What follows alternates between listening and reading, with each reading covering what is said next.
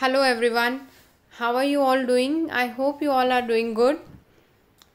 In today's video, we are going to start a new chapter that is towards green energy. Now let us start with energy and use of energy. Now, in modern world, energy has become a primary need along with food, cloth and shelter. So we need different forms of energy for doing diverse types of work. The energy that we need may be in the form of mechanical energy, chemical energy, sound energy, light energy or heat energy. Now how do we get these different forms of energy? We know that energy can be converted from one form to another. Different sources of energy are used to produce different forms of energy necessary for us. Now here we will learn about various sources that are now used for the generation of electrical energy. Also the methods used in that. Why we are talking about electrical energy is because we are using it intensively. Right? There is extensive use of electrical energy. The scientific principles that are used there in the formation of or in the generation of electrical energy, advantages and disadvantages of these methods. We are going to look into each method in detail, and how can we generate green energy and what do we mean by the generation of green energy actually. So let us see how can we generate different forms of energy. Here you can see different forms of energy: mechanical, chemical, sound, light, heat. Each of them can be used for different purposes. So let us start with generation of electrical energy.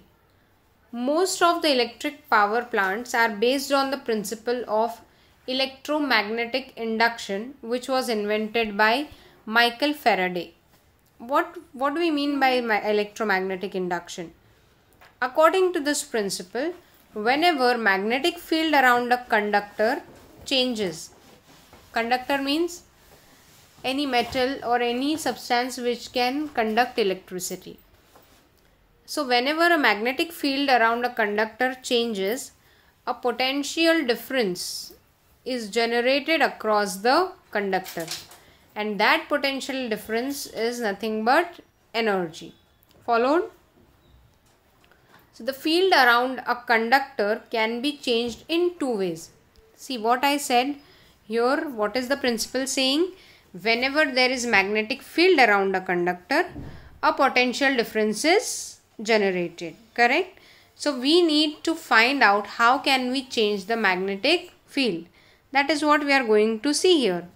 The field around a conductor can be changed in two ways. Let us see what are the two ways. If a conductor is stationary, means it is not moving, and magnet is rotating, the field around the conductor changes. Correct?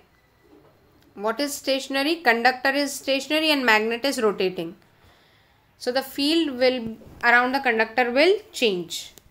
Or if a magnet is stationary but the conductor is moving, then also the field around the conductor will change. So either of the two should be rotating, either the conductor or the magnet. Thus, in both these cases, a potential difference is created across the conductor. When I say potential difference, it will be differences in their charges, right? So the electrical power generating machine based on this principle is called as electric generator. Here a basic electromagnetic induction is shown. Correct? Where you can see rotating magnetic field, then lines of flux, means the magnetic field's line are shown, coil which is your conductor, and a voltmeter to check what is the potential difference which is generated. Correct? So here the rotating magnetic field you can see the magnet and coil. So one will be stationary, another one will be moving. And if suppose magnet is moving, then the coil is stationary. In either cases, EMF, electromotive force, would be generated. That can be recorded as potential difference in the voltmeter. So that will tell you what is the difference in the charges, potential difference. Correct? And that is the basic electromagnetic induction shown, flow chart, in the form of a flow chart. Okay. Such large generators are used in commercial power generation plants. Based on this particular principle, there are large generators which are used in commercial power generation plants. Then turbine is used to rotate the magnet in the generator, because a turbine has blades, right? You can see here a turbine is shown, left side figure. A turbine has blades, correct? So it can rotate the magnet in the generator. When a flow of liquid or gas is directed on the blades of the turbine, you can see the blade, right? So whether it's a flow of liquid or gas, you can see here high velocity steam is written, which has very high speed, is directed on the blades of the turbine. It rotates because of the kinetic energy of the flow. Kinetic energy will only be there if something is flowing. Now this turbine will be connected to electric generator. Followed. Thus the magnet in the electric generator starts rotating, and thus electric energy is produced. See, three things. How we are generating electrical energy? There can be two ways. Firstly, you either rotate the magnet or rotate the conductor, right? Now, for doing this, we are connecting the generator with the turbine. Now, this turbine has blades.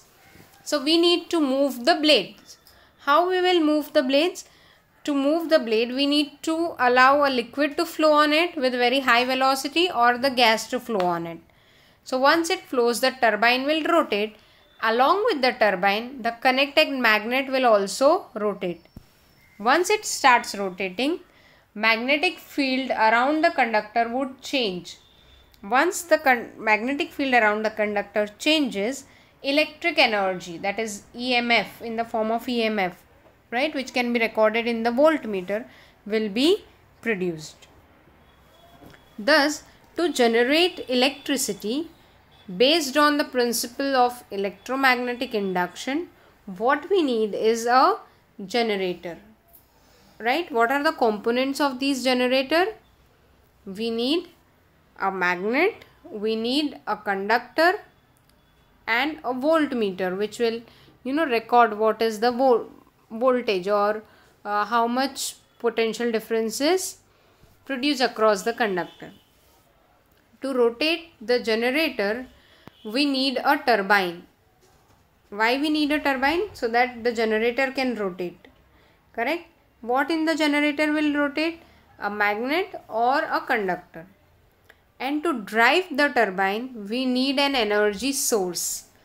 What energy source you can use? As I told you, that running water or flowing gas, because it will have kinetic energy. Basically, how we are generating electrical energy is by converting it from one form to another, because you cannot create energy. You can only convert it from one form to another form. So you need an energy source, you need a turbine, and the turbine should be connected to the generator. Based on which type of energy source is used to rotate the turbine, there are different types of power generating stations. Which particular energy you are using? If you are using nuclear energy, then it can be called as nuclear power plant, right? If you are using thermal energy, then it can be called as thermal power plant. If you are using water, then it can be called as hydroelectric power plant. Followed? So it depends upon what kind of energy source we are using. the design of the turbine used in different types of power stations is also different. So see, what do we need now?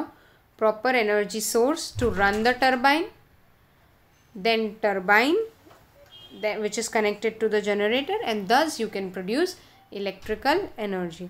This is how generally an electrical energy would be produced. Now in the further videos we will in detail see each type of electrical generator. Thank you so much students for watching the video.